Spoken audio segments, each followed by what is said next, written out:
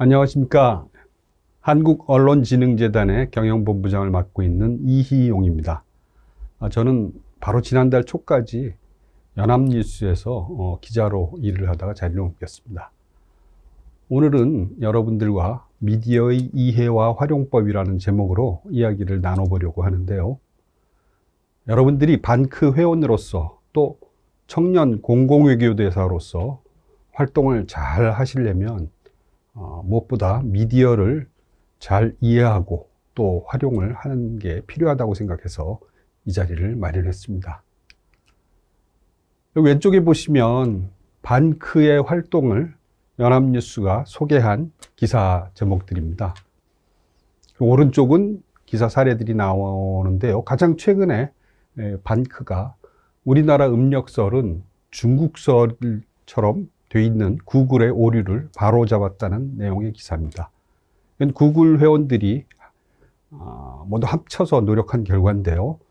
청년 회원들이 직접 활약을 해서 중대한 오류를 바로잡은 사례들도 여러 차례 기사로 소개를 했습니다. 호주 정부 사이트에서 일본해라고 동해가 잘못 표기되어 있는 내용을 수정했다는 이런 기록도 있고요. 또 우리나라 고교생이 영국 웹사이트에서 일본해라고 되어 있는 그 기록을 여러 차례 이메일을 보내서 설득을 해서 변경했다는 이런 사례입니다.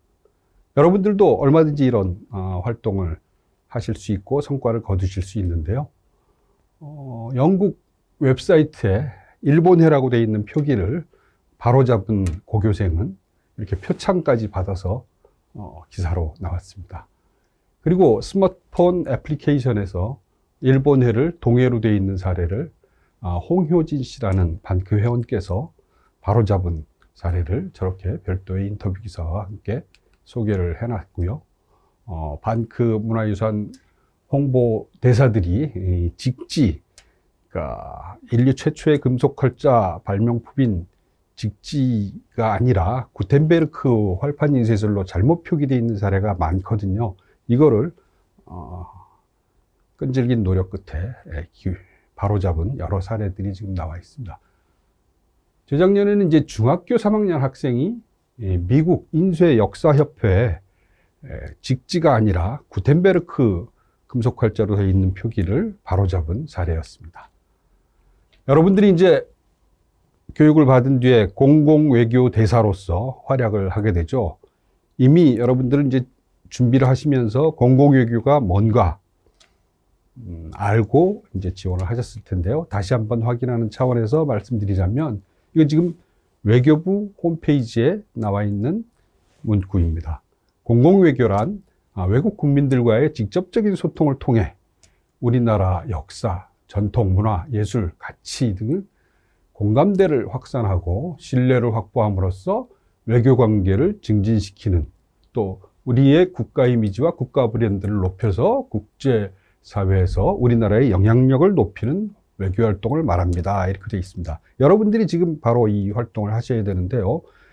전통적으로 옛날에는 군사력, 경제력, 이런 힘들을 통해서 외교 관계를 해결하려고 했고, 국제사회의 관계를 맺으려고 했는데요. 오늘날 사회는 많이 달라졌습니다. 옛날처럼 전통적인 방식으로 이웃나라를 억누르거나 마음대로 이렇게 주무르려고 하면 국제사회의 비난이 뒤따를 뿐더러 외교관계가 나빠집니다, 오히려.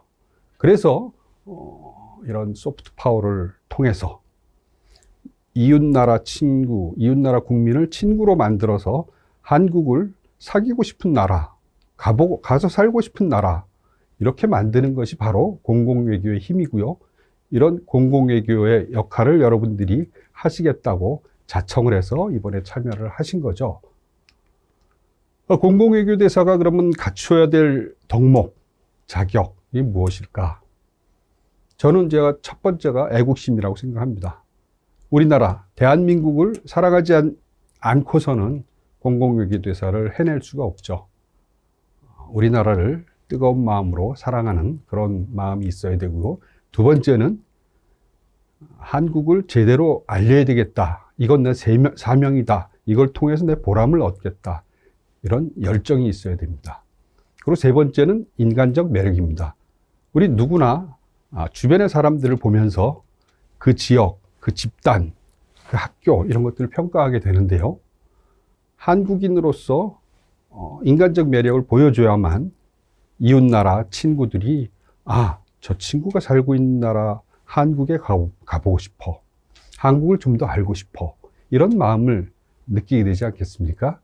그리고 네 번째는 한국을 잘 알리려면 한국의 역사와 문화에 대해서 당연히 깊은 이해를 갖고 있어야 되겠죠.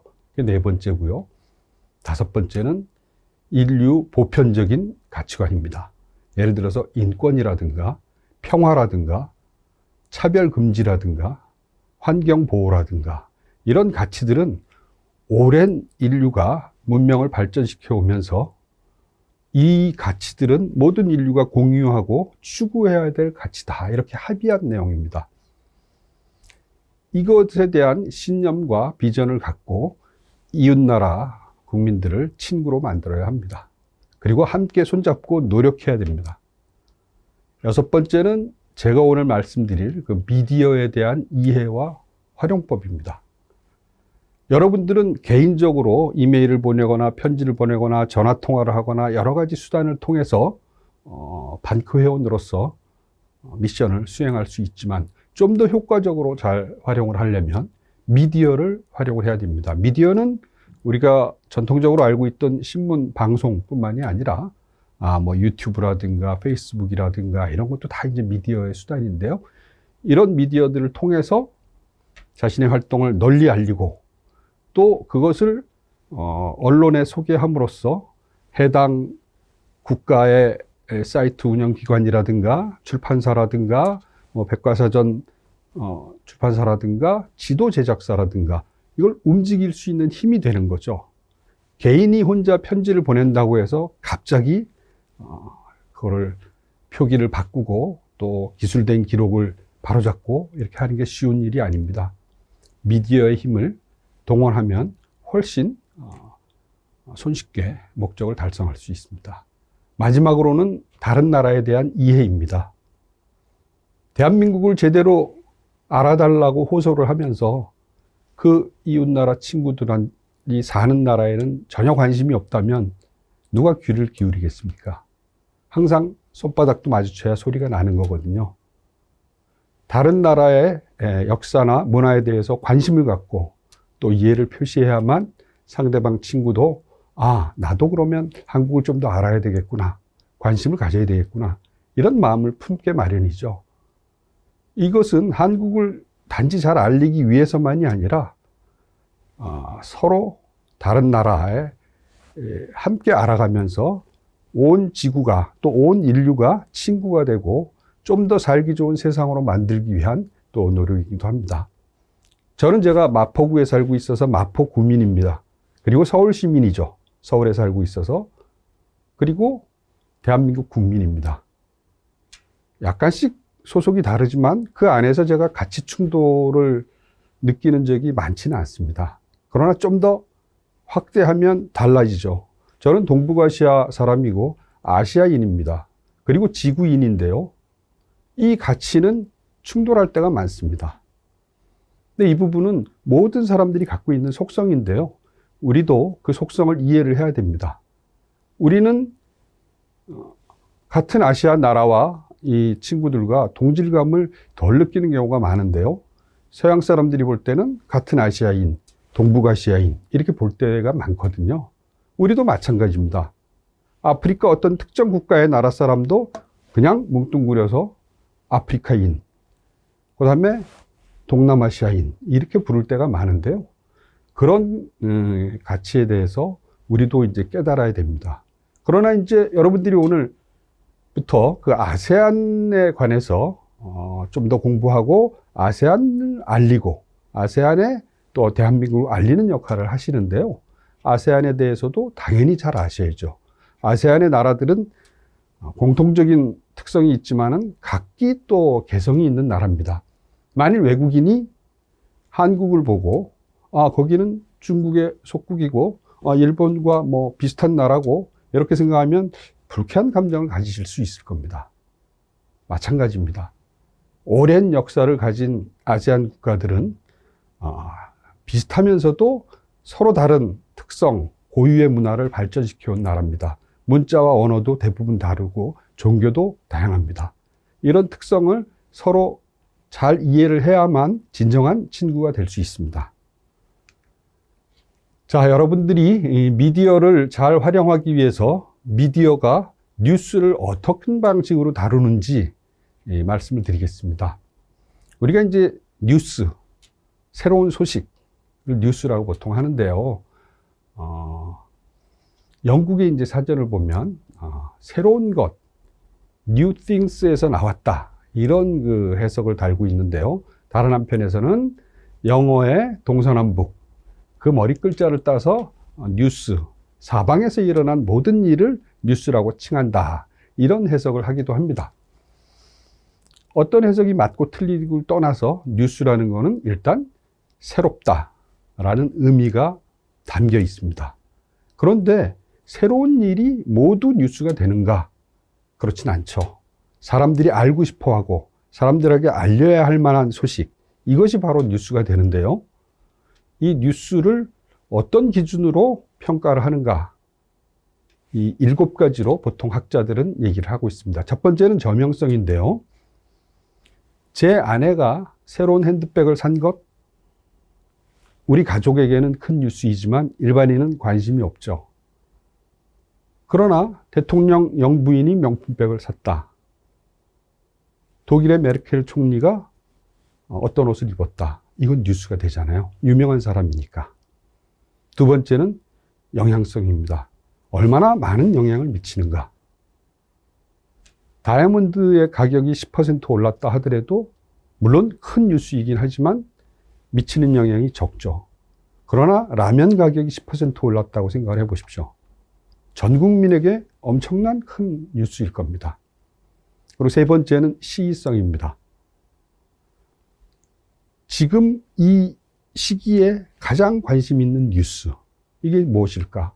예를 들어서 지금의 경우에는 코로나와 관련된 뉴스가 관심이 있을 수 있고, 미얀마에서 일어난 군부 쿠데타가 그와 관련된 뉴스가 관심이 있는 뉴스가 될 수도 있고, 그런 겁니다. 근접성, 가까운 데서 일어난 일이 좀 더 큰 뉴스가 됩니다. 남미의 어떤 나라에서 지진이 일어난 것보다 우리가 사는 바로 옆 동네에서 단전이 일어난 것, 사안은 작아도 훨씬 큰 뉴스가 될 수 있는 거죠. 흔히 그런 말도 합니다. 아프리카 어떤 나라의 쿠데타보다 내 입안의 치통이 중요하다. 가까운 데서 일어나는 일이 큰 뉴스가 된다는 뜻입니다. 그리고 다섯 번째는 갈등성인데요. 흔히 이제 싸움 구경하고 불 구경이 제일 재밌다고 합니다. 물론 그 당사자들은 상당히 괴롭고 그 관심을 가진 것에 대해서 오라통이 치밀 수도 있는데요. 뉴스는 그런 속성을 갖고 있습니다. 어떤 사안을 갖고 대립하는 상대가 다른 주장을 한다든가, 그 이해관계를 놓고 치열하게 다툰다든가, 이렇게 하면 훨씬 큰 뉴스가 되는 거죠. 그리고 여섯 번째는 신기성, 의외성. 늘 일어나는 일은 뉴스가 아닙니다. 개가 사람을 물면 뉴스가 되지 않지만 사람이 개를 물면 뉴스가 됩니다. 그리고 일곱 번째, 인간적 흥미성입니다. 화재가 나서 어떤 사람이 숨졌을 때 그 사람이 만약 소녀 가장이었다든가, 아니면 동남아 근로자로서 우리나라에서 10년 동안 일을 하다가 돈을 모아서 이제 귀국행 비행기를 사놓고 있고 출국하기 전날 숨졌다든가, 이 사람의 마음을 움직이는 그런 요소가 있기 때문에 훨씬 더 큰 뉴스가 되는 거죠. 뉴스는 여러 형태로 다뤄집니다. 지금까지는 이제 언론, 우리가 말하는 신문과 방송, 잡지, 라디오, 이런 매체를 중심으로 뉴스가 움직였죠. 지금은 SNS, 유튜브 여러 형식으로 많이 확장이 됐는데요. 그럼에도 불구하고 이 미디어, 언론 매체가 어떤 사안을 뉴스로 다루는가? 그래서 더 많은 사람들에게 널리 알려지게 되는가? 앞에서 말씀드린 7가지 기준을 토대로 하면서 지금 우리나라 또 외국 언론사들이 어떤 사안을 즐겨 다루는가, 이런 속성을 제가 정리를 해본 겁니다. 첫 번째는 이제 사안의 핵심이나 주제가 단순하고 명료해야 됩니다. 아주 복잡하거나 또 이걸 이해하려면 긴 시간이 필요하거나 이런 것을 뉴스로 다루면 사람들이 잘 안 보죠. 그래서 단순하게 설명할 수 있는 그런 사안이 뉴스가 잘 된다는 뜻입니다. 두 번째는 최고, 최신, 최저, 최대, 최소, 이런 사안들이 뉴스가 잘 된다는 건데요. 세계 최고층 건물이 세워졌다. 이런 것들은 어느 나라에 있든 큰 뉴스가 됩니다. 그리고 어떤 도자기가 발견이 됐는데 신라시대 도자기로선 가장 오래된 거다. 이런 것들이 뉴스가 많이 되는 겁니다. 물론 이거에 대해서는 조심을 해야죠. 이 팩트 체크를 하지 않고 함부로 뉴스를 보도했다가 신뢰를 잃는 그런 경우도 많습니다. 세 번째는 이제 유행에 민감하다는 건데요. 지금 예를 들어서 코로나, 비대면, 비접촉 시대, 이런 유행에 새롭게 나오는 트렌드, 어떤 물건을 소비를 한다든가 이런 것들이 아주 큰 뉴스가 되는 건데요. 그런 사안들을 묶어서 어떤 조류, 유행, 이렇게 보도를 하는 경우가 많습니다. 네 번째는 이제 통계 수치를 갖고 기사화하는 경우가 많다는 뜻이고요. 다섯 번째는 이제 숫자를 좋아한다는 겁니다. 예를 들어서 재작년에 3.1절 100주년, 100이기 때문에 훨씬 뉴스가 3.1절 연의회보다 커졌죠. 그리고 예를 들어서 뭐 올림픽 100일 전, 이런 것들은 이제 숫자에 맞춰서 뉴스가 보도가 많이 된다는 뜻이고요. 여론조사는 다른 사람들이 평균적으로 어떻게 생각하는가를 알아보는 그런 수치인데요. 이것을 물론 제대로 조사하려면 비용이 많이 들죠. 근데 그렇게 제대로 조사한 그런 여론조사가 아니라 하더라도 앙케트 조사라고 흔히 많이 하는데요. 이걸 통해서도 뉴스를 보도하는 경우가 많습니다. 예를 들어서 설이 얼마 안 남았는데 명절 때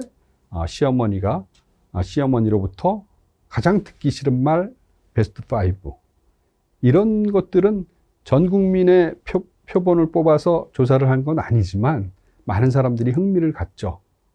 여러분들도 마찬가지입니다. 여러분들이 다니는 학교 친구들 50명, 100명 앙케이트 조사를 해서 지금 가장 관심 있는 또 어떤 사안에 대해서 이견, 이런 것들을 앙케이트 조사를 해서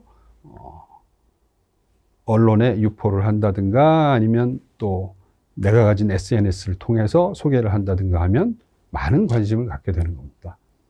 그리고 기념일을 챙긴다. 우리가 이제 3.1절, 광복절 이런 날도 있지만 얼마 전에 도쿄에서 의인으로 숨졌던 이수현 20주기, 이런 행사들 있죠. 반크 창립 몇 주년, 이런 것들에 맞춰서 어떤 뉴스거리를 만들어내면 보도될 가능성이 훨씬 많다는 뜻입니다. 사람 이야기가 가장 재미있다. 앞에서 말씀드렸듯이 인간적 흥미성, 소녀 가장이 화재로 숨졌다든가, 그 어떤 단순한 사안도 사람의 초점을 맞춰서 이야기를 풀어내면 관심들을 많이 갖고 또 내용도 풍부를 해진다 뜻인데요. 어떤 경우에는 동물이나 아니면 무생물을 의인화해서 설명하는 경우도 있습니다. 강아지의 시선으로, 아니면 뭐 동물원에 아니면 북극에 사는 곰을 의인화해서 하는 경우도 있고요. 예를 들어서 광화문 집회 현장을 오랫동안 바라본 광화문의 해태상, 이것을 주인공으로 쓸 수도 있는 겁니다. 그리고 이제 9번째는 뉴스메이커를 쫓는다는 건데요. 처음에 말씀드렸듯이 저명성, 대통령 부인이냐 아니면 또 유명 스타냐 이런 것에 따라서 뉴스 가치가 달라진다는 뜻이기 때문에 어떤 사안이 발생했을 경우 일부러 뉴스메이커를 찾아서 그의 의견을 들어서 함께 보도하는 경우들도 많습니다. 그리고 10번째는 이제 사진이 있어야 기사가 커진다는 거고요.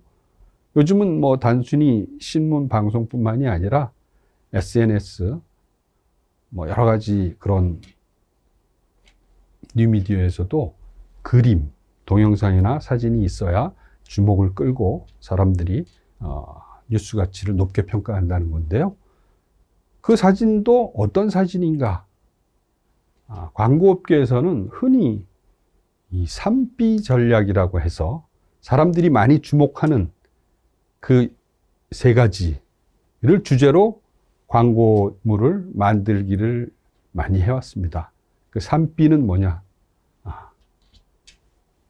미인, 뷰티, 아기, 베이비, 그 다음에 동물, 비스트. 이해를 하시겠죠? 이거는 광고뿐만이 아니라 일반 기사에서도 뉴스 보도에서도 이 3B의 사진을 내세워서 보도를 하는 경우가 많다는 뜻입니다. 미디어는 흔히 이제 신문, 잡지, 뉴스통신, 지상파 TV, 라디오, 뭐 여러 가지 매체들이 많이 있습니다. 특히 요즘은 팟캐스트, 블로그를 지나서 유튜브 이런 쪽이 이제 발달을 많이 하고 있는데요. 이런 매체들의 각각의 특성을 잘 이해를 하면서 어떤 매체에 내가 하는 활동을 알릴 것인가, 각 매체의 특성을 잘 아실 필요가 있습니다. 제가 앞에서 말씀드린 내용은 일반적인 언론 보도의 그 속성과 특성을 말씀드린 건데요. 여러분들이 나중에 이제 공공외교대사로서 활동을 하시면서 그 활동을 알리고자 할 때 앞에서 말씀드린 이런 뉴스의 속성과 특성을 잘 이해를 하시고 거기에 맞춰서 보도자료를 만들거나 아니면 그런 내용을 알리는 그런 활동을 하실 필요가 있다는 뜻입니다. 이번에 여러분들이 이제 청년 공공외교대사가 되시는 오늘 이번 모임은 반크하고 연합뉴스가 공동으로 주최하는 행사입니다. 아세안과 관련한 전시회도 함께 하는데요. 여러분들이 연합뉴스와 반크 주최의 청년 공공외교대사가 되시는 만큼 반크는 여러분들이 잘 알고 오셨을 텐데 연합뉴스는 어떤 회사인가? 그걸 좀 알아두시는 게 도움이 될 것 같아서 간단하게 연합뉴스 회사 현황을 소개를 해드리겠습니다. 연합뉴스는 2003년에 뉴스통신진흥에 관한 법률이 생겨서 국가기관 뉴스통신사로 지정이 됐습니다. 기관이라는 것은 어떤 기틀이 되고 줄기가 되는, 기본이 되는, 어떻게 보면 등뼈, 척추 이렇게 이해할 수 있는데요. 그래서 방송사 중에서는 KBS를 국가기관 방송이라고 하고요. 뉴스통신 중에서는 연합뉴스가 국가기관 뉴스통신사입니다. 그리고 오래전부터 전화기 사업을 해왔던 KT 같은 것은 기간통신망 사업자 이렇게 이제 부르는데요. 연합뉴스는 뉴스통신사 중에서 기본이 되는 이런 회사다라고 이제 법에서 지정을 한 건데요. 그래서 연합뉴스는 주주 구성도 좀 특성이 있습니다. KBS, MBC, 그다음에 신문사, 중앙지, 지방지 이런 데가 함께 주주로 들어와 있습니다. 외국에 우리가 알고 있는 뉴스통신사들도 그런 사례가 많습니다. AP, UPI, 교도통신, AFP 이런 것도 다 신문사, 방송사들이 회원이 되거나 아니면 출자를 해서 만든 회사다 이런 뜻인데요. 원래 이제 뉴스통신사라는 게 전국 아니면 전 세계에 있는 소식을 일일이 다 기자를 보내서 취재할 수 없다 보니까 공동으로 뉴스통신사를 만들어서 그 뉴스통신사가 제공하는 뉴스를 각자 공유하는 이런 형식으로 했기 때문에 이제 생겨났던 건데요. 연합뉴스도 그런 취지로 생겨난 회사입니다. 연합뉴스의 인력은 지금 기자직이 610명, 임직원 모두 837명인데요. 비정규직까지 포함하면 1000명 정도 됩니다. 흔히 우리가 아는 그 유력 신문사들, 조선일보, 중앙일보 이런 데들이 이제 기자 수가 한 200에서 300명 정도 되고요. 그보다 조금 작은 규모의 중앙일간지들이 한 150명 안팎입니다. 연합뉴스의 기자가 다른 곳에 한 3배, 4배 이상이 된다는 뜻이죠. 그래야지 뉴스 도매상으로서 연합뉴스의 기사를 신문사, 방송사들에게 제공할 수 있기 때문이죠. 연합뉴스가 생긴 것은 1980년인데요. 연합통신이라는 이름으로 창립이 됐고 그 이전에도 물론 뉴스통신사가 있었습니다. 그 이전에 있었던 뉴스통신사들을 통폐합을 해서 연합통신이라는 이름으로 재출범을 시킨 거고요. 그 지금 보도채널 방송하고 있는 YTN도 처음에는 연합뉴스 TV, 연합TV 뉴스, 연합통신의 자회사로 출발을 했다가 지금은 주주 구성이 좀 달라졌습니다. 연합통신은 연합뉴스라고 1998년에 회사 이름을 바꿨고요. YTN과 결별한 이후 연합뉴스TV를 또 새로 보도채널 신설을 해서 지금 하고 있는데요. 전 세계 각국의 뉴스통신사와 또 교류를 맺고 그 전 세계의 뉴스통신사가 생산한 뉴스들을 함께 공유하면서 국내 언론사에 배포를 하고 또 국내 뉴스들을 수집을 해서 외국에 또 배포하는 역할도 하고 있습니다. 연합뉴스와 함께 연합뉴스 TV 또 연합인포맥스라는 이제 자회사가 있어서요. 3개 미디어 그룹이 미디어 회사가 그룹을 형성하고 있는데요. 연합뉴스 TV는 2011년에 출발을 했고요. 연합인포맥스는 금융정보, 뭐 주식이라든가 선물, 채권, 외환 이런 금융정보만 중심으로 다루는 회사입니다. 앞에서 말씀드렸듯이 연합뉴스는 국가기관 뉴스통신사이기 때문에 다른 일반 민간 언론사들이 하지 못하는 그러나 꼭 해야만 하는 이런 뉴스들을 많이 다루고 있습니다. 대표적인 게 해외 뉴스고요. 또 우리나라 뉴스를 한글로만이 아니라 또 영어뿐만이 아니라 중국어, 일본어, 스페인어, 아랍어, 불란서어로 제작을 해서 배포를 하고 있습니다. 그리고 북한 통일 관련 뉴스에도 집중을 하고 있어서 북한 뉴스를 전문적으로 수신하는 팀이 별도로 있습니다. 그리고 전국의 지역 뉴스 취재망을 갖추고 있고요. 법에 따라서 재난재해가 일어났을 때 보도하는 기능도 하고 있습니다.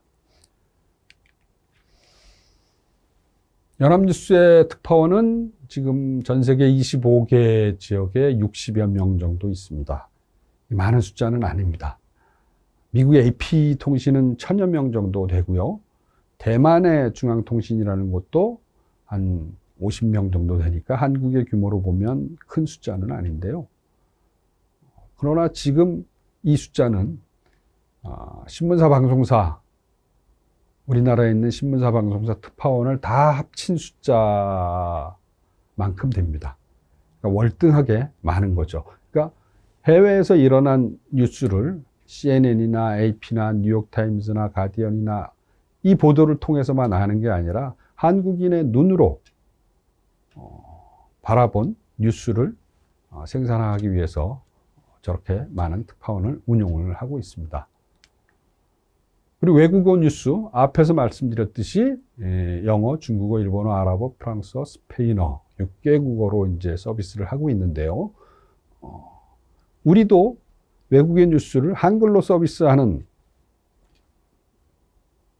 매체의 뉴스가 있다면 훨씬 더 번역을 통해서 의미가 달라지지 않고 더 정확하게 알 수 있겠죠. 그래서 영어권, 중국어권, 각 나라 해당 언어권에 맞는 뉴스를 만들어서 이제 생산을 하고 있는데요. 사실 이런 보도는 시장성, 경제성이 없기 때문에 다른 언론사들은 하기 힘든 뉴스일 수밖에 없습니다. 그리고 통일 북한 뉴스, 또 그리고 전 세계 700만이 넘는 재외동포와 관한 뉴스도 연합뉴스가 전문적으로 보도를 하고 있고요. 특히 요즘 많이 늘어난 이 다문화 가족, 외국인 노동자라든가 다문화 가정, 이런 또 해외 입양인, 여러 가지 그런 거에 관한 다문화 관련 뉴스도 연합뉴스가 별도의 부서를 두어서 운영을 하고 있습니다. 그리고 지역 뉴스, 서울을 제외하고 한 150명 정도 지역 취재망을 운영을 하고 있는데요. 우리가 흔히 알고 있는 뭐 조선일보나 한겨레신문이나 이런 중앙일간지의 지역 취재 인력보다 6배 정도 규모가 많은 숫자이고요. 그리고 재난, 재해 보도, 그리고 대외적인 뉴스통신 역할도 하고 있습니다. 한국에서 일어난 뉴스를 한국에 들어와 있는 외국의 특파원들이 보도하기도 하지만 우리나라에 일어난 뉴스를 우리 손으로 또 외국에 알리는 노력도 중요하고요. 또 외국의 언론사들과 협력을 해서 공동으로 가치를 공유하는 것도 중요한데요. 그런 역할들을 연합뉴스가 앞장서서 하고 있습니다. 연합뉴스의 콘텐츠 생산량, 하루 평균 2,500건 정도의 기사를 생산하는데요. 이 정도 분량이면 큰 판형의 이제 일간신문을 한 100페이지 가까이 만들 수 있는 뉴스죠. 광고를 포함해서. 지금 보통 지면이 많은 곳은 36면, 뭐 적은 곳은 24면 이렇게 만들고 있는데 그보다 한 5배 정도 뉴스를 많이 생산을 하고 있다고 보시면 됩니다. 그리고 이렇게 만들어진 뉴스를 신문사, 또 방송사 이런 데 이제 배포를 하는 게 기본적인 뉴스 통신사의 역할이고요. 그뿐만이 아니라 이제 새로 생긴 뉴미디어, 그러니까 네이버나 다음에서 이제 연합뉴스 기사를 찾아볼 수 있고요. 페이스북이나 유튜브 이런 걸로도 연합뉴스 기사를 배포를 하고 있습니다. 그리고 청와대, 국회, 정부 부처, 또 서울시, 경기도 뭐 이런 중요한 지자체들도 연합뉴스 기사를 별도의 단말기를 통해서 받아보고 있습니다. 물론 이제 포털에서도 뉴스가 나오기도 하는데 그 이외에 더 많은 뉴스를 연합뉴스 생산을 하고 있고 또 뉴스의 기초 자료인 뭐 브리핑 자료라든가 통계 자료라든가 이런 것들도 기업체, 증권사, 정부 기업에 이렇게 배포를 하고 있습니다. 그리고 해외, AP, 로이터, AFP 등 유명 통신사뿐만이 아니라 각 나라의 뉴스 통신사와 협약을 맺고 우리나라 뉴스를 알리고 있고요. 또 해외의 방송사, 그리고 동포가 운영하는 우리말 방송, 우리말 신문에도 연합뉴스 기사를 배포를 하고 있습니다. 이런 뉴스에 또 여러 가지 상품이 있는데요. 이것까지 뭐 여러분들이 아실 필요는 없어서 넘어가도록 하고요. 여러분 KTX, 또 공항 가는 ALX 이런 열차를 타보시면 객차에 있는 그 모니터에서 연합뉴스 기사가 나오는 걸 보실 수 있을 겁니다. 그리고 인터넷 홈페이지 또 모바일에서도 애플리케이션을 통해서 연합뉴스 기사를 보실 수가 있고요. DID라고 해서 정부 부처라든지 또 이런데 입간판처럼 생긴 단말기에서 연합뉴스 기사를 또 제공하고 있고요. 버스 정류장이나 대학 캠퍼스, 공항, 또 전국의 3천여 그 아파트의 엘리베이터 모니터에서 연합뉴스 기사를 공급을 하고 있습니다. 여러분들이 이번에 이제 청년 공공외교 대사가 되시면서 반크의 회원이자 또 연합뉴스의 친구가 되신 겁니다. 연합뉴스는 지금까지 반크의 활동을 여러 방식으로 후원을 해왔고요. 행사를 공동으로 주최하기도 하고 전시회를 하기도 하고 또 취재기자들을 보내서 반크의 회원들의 노력과 활동상을 계속 꾸준히 보도를 하고 있습니다. 여러분들도 앞으로 연합뉴스에도 관심을 갖고 연합뉴스의 후원자가 되어주시면 고맙겠습니다. 이것으로 일단 특강을 마치고요. 궁금하신 사항은 반크를 통해서 저한테 이제 이메일이나 여러 가지 형태로 질문사항을 보내주시면 성실하게 답변 드리겠습니다. 고맙습니다.